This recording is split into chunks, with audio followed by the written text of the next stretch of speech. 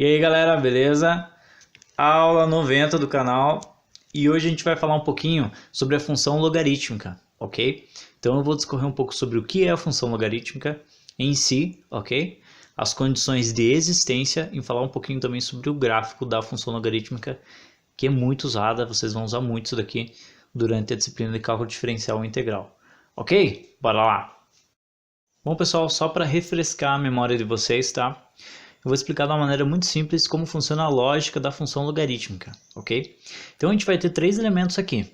A gente vai ter a base, certo? Então a base, ela vai ter uma mudança de conceito. Quando a gente tinha lá uma potência, por exemplo, 3 ao quadrado, nós tínhamos a base, que era um número grandão, e o expoente, que é um número pequenininho. Então, para você memorizar de uma maneira mais tranquila, a base, ela já não vai ser o grandão, né? Ela vai ser o pequenininho, certo? Vai ser justamente o número que vai ficar aqui, que aleatoriamente eu representei pela letra B, tá? Mas pode assumir basicamente qualquer número, ok? Então a gente vai ter a base, a gente vai ter o logaritmando, ok? O logaritmando vai ser justamente o grandão que vai ficar aqui, certo? Então assim a gente tem uma inversão, né? Eu sempre uso esse termo para explicar para os meus alunos, que é o pequenininho ficou grandão, né? E o grandão ficou pequenininho, que se a gente comparar com a potência, com o conceito de potência que a gente estudava até então, ok?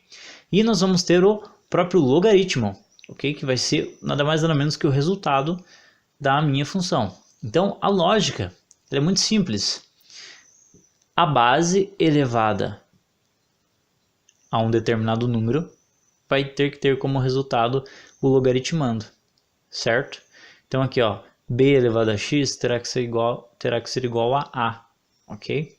Então, base, tá? O x é o próprio logaritmo e o a logaritmando. Então, de certa forma, qual é o logaritmo de a na base b? O logaritmo de a na base b é o x. Logaritmo, tá?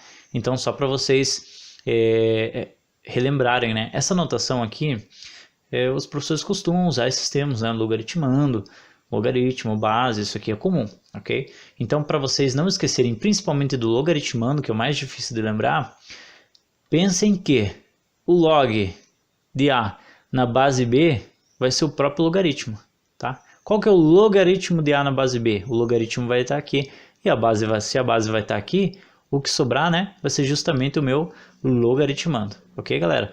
E agora eu vou falar um pouquinho sobre o gráfico e sobre as condições de existência da função logarítmica. Bora lá. Então, para a existência da minha função logarítmica, eu preciso que, considerando log de b na base a, o meu b tem que ser maior que zero. Então, o meu logaritmando aqui, ó, ele tem que ser maior do que zero, tá? Então, o que acontece, por exemplo, quando o meu logaritmando ele é menor do que zero? O pensamento, a lógica da função logarítmica é assim, né? O 4, que é a base, elevado a que número? Que eu vou conseguir chegar no menos 4. Então é aí que está a dificuldade, né? Então se eu pego, por exemplo, 4 e eu elevo a zero, né, todo número elevado a zero a gente sabe que é igual a 1. Se eu pego 4 e elevo a 1, todo número elevado a 1 é ele mesmo. Então, né, a gente já nota, eu consegui o 4, eu consegui o 1, eu não vou conseguir esse menos 4 aqui, então eu não vou ter uma existência, eu não vou conseguir representar, não vai existir o meu logarítmico. Então, o meu logaritmando precisa ser maior do que zero, sempre, certo? E o meu logaritmando, ele tem que ser diferente de zero. É claro que aqui já denota, né? Se o meu logaritmando é maior do que zero, ele só assume valores maiores. Se eu tivesse um igual aqui, maior ou igual, ele poderia assumir o valor zero também. Mas com um logaritmando diferente de zero, eu não vou ter esse caso aqui, por exemplo, ó, o log de zero na base 3, certo? 3 elevado a 1, por exemplo, né? 3 elevado a 1 a gente sabe que é 3. 3 elevado a 0 a gente sabe que é 1. Então, vocês sabem, vocês que estudam matemática, vocês que já passaram por essas etapas em que a gente precisa provar alguma coisa, de que eu não tenho definição, né, na potenciação, eu não consigo provar 3 elevado a um determinado número para eu conseguir um valor zero. Eu não tenho essa definição, tá? Nem nas potências e, obviamente, por consequência, na função logarítmica também não. 3 elevado a que número que dá zero, que eu tenho o resultado zero. também não tenho definição para minha função logarítmica, ok? Logaritmando maior do que zero e logaritmando diferente de zero. Bom, e para completar aqui, né, a nossa condição de existência da função logarítmica, eu coloquei de maneira detalhada para vocês o nosso a maior do que zero, certo? O nosso logaritmando maior do que zero. Já fica implícito aqui para vocês, ó, que o nosso a também precisa ser diferente de zero, como eu expliquei na outra parte, ok? Porque se o a é maior do que zero, obviamente, ele será diferente de zero, tá? Senão eu teria um maior igual aqui na minha notação, né? Com relação ao domínio da minha função logarítmica, ok? Então já fica aí para vocês de que o nosso a, o nosso logaritmando, ele vai ter que ser maior do que zero e diferente de zero, como eu falei na outra parte, ok? A nossa base, ela precisa ser o quê? A nossa base, ela precisa ser maior do que zero, tá? E ela precisa ser diferente de 1. Então, a gente vai ter aqui dois tipos de base, como vocês vão perceber quando a gente fala dos gráficos. A gente vai ter justamente a base, que ela é maior do que zero, e ela chega próxima a 1, que vão ser justamente as frações, né? Em que eu vou ter do 0 até 1, na minha reta numérica, né? Eu tenho uma infinidade de números, tá? E essa infinidade de números vai representar um tipo de base que vai ter uma determinada característica no gráfico da função logarítmica, ok? E as bases maiores do que 1, né? A partir da base diferente de 1, as bases maiores do que 1, elas vão representar um tipo 2, tá? Então, as bases maiores do que 1, né?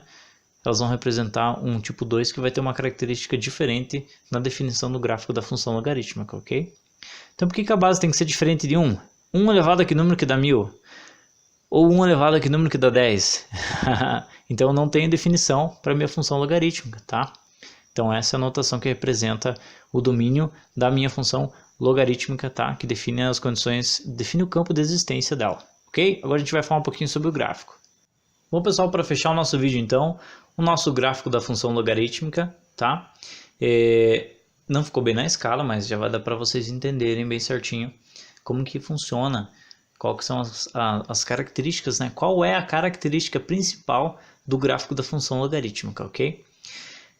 O que de cara a gente nota que é diferente das outras funções, das funções que a gente está acostumado, né? Quando a gente tem, por exemplo, uma função no primeiro grau, né? Vamos colocar aqui 2x mais 1, tá? Por exemplo, essa função ela vai dar uma reta aqui no plano cartesiano, certo? E o que você faz com essa função para montar o gráfico dela? De maneira bem básica.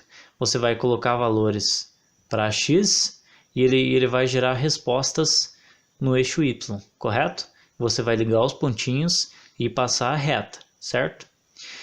Para você construir o gráfico de uma função logarítmica, vai ser um pouquinho diferente, tá? O teu x, ele não vai ir direto onde eu tenho o x na função logarítmica, ok? Então, o que eu fiz? Não, o que é feito, né? Para construir o gráfico da função logarítmica. O teu y ele vai ser a própria função logarítmica, ó, log de x na base 2, correto? E você vai fazer o quê? Você vai igualar esse log de x na base 2 aos valores que você quer, tá? Para você definir o teu gráfico, certo? Eu comecei no menos 3 e parei no 2, para o nosso gráfico não ficar tão grande, tá? Ele deveria ir até o 3 aqui para ficar, de certa forma, simétrico, ok? O que eu faço para calcular cada coordenada do eixo y? O eixo y ele vai ser o quê? Ele vai ser igual a log de x na base 2, tá? Então o teu logaritmo ele vai ficar na coordenada do eixo y já. E para você chegar na coordenada do eixo x, você vai fazer o quê? Você vai calcular, você vai igualar o teu logaritmo aqui às coordenadas que você já colocou ali de maneira antecipada. Então, por exemplo, eu tenho lá o log de x na base 2, tá? X na base 2, ok? Ele vai ter que ser igual a quanto? Ele vai ter que ser igual a menos 3, certo? Lógica do logaritmo, tá? De resolução. 2 elevado a menos 3, 2 elevado a menos 3 vai ter que ser igual a x. 2 elevado a menos 3, o expoente é negativo. Abaixo do 2 não aparece nada, mas tem 1. Eu faço a inversão, eu vou ficar com 1,5 elevado ao 3 positivo, tá? Que vai ser o x. 1 ao cubo vai dar 1. 2 ao cubo, 2 vezes 2, 4. 4 vezes 2, 8. Opa, cheguei no 1/8 aqui, ó. Olha o 1/8 lá. tá? Então você não vai preencher o x e chegar ao y. Você vai preencher o y, igualar ao logaritmo que você tem para poder chegar no x, tá? Se você olhar as coordenadas aqui, você vai ver o padrão. Quando o meu y valia menos 3, y menos 3, quanto que valia o meu x que a gente calculou? Ele valia 1/8. Eu selecionei uma seçãozinha aqui, ó, do nosso eixo x, tá? Quando o nosso y valia menos 2, eu cheguei em 1/4, eu selecionei uma outra seçãozinha um pouquinho maior, tá? Quando valia menos 1, eu cheguei em 1/2, eu cheguei na metade aqui, né? Aqui eu tenho uma unidade, esse espaço representa uma unidade, então eu cheguei na metade mais ou menos desse espaço, foi isso que eu quis dizer, tá? Ficou meio fora da escala, mas não tem problema.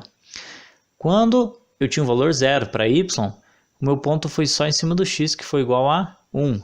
E assim por diante, eu tracei todos os pontinhos e eu consegui a curva aqui do gráfico da minha função, tá? Então, essa é a grande diferença do gráfico da função logarítmica, tá?